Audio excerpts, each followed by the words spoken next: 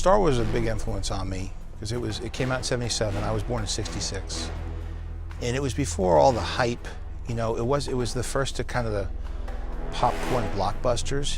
You had that, and then you had Spielberg's films. So you had like Jaws and that.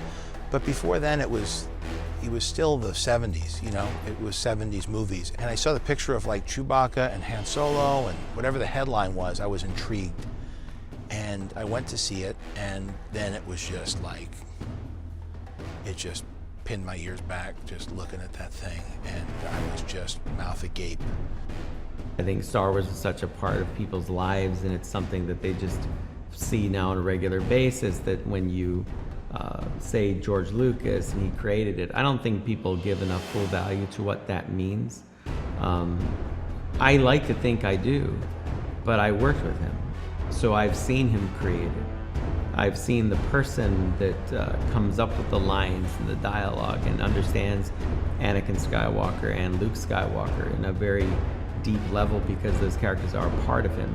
There are such universal themes in the Star Wars stories, and ironically, I think people feel that it, you know, despite being fantasy, science fiction, it reflects the world we actually live in.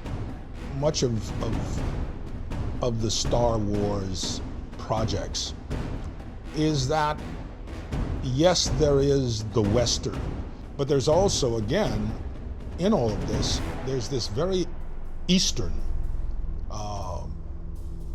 kind of brushstroke or brushstrokes that go on. So, you know, there is this kind of the Buddha looking for enlightenment and searching and searching and searching, and finally settling under the tree and realizing that the search wasn't out there, the search was in here.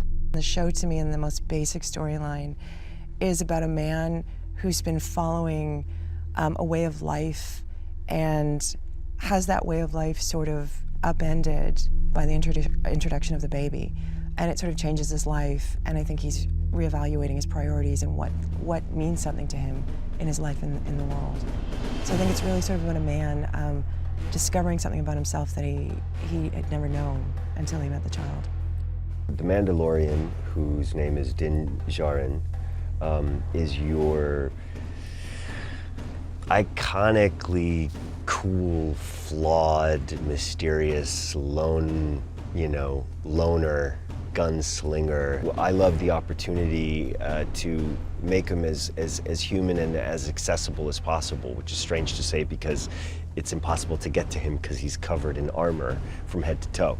The idea is that, you know, he's relatable. We're all kind of covered in our own armor, you know, and terrified of taking that armor off.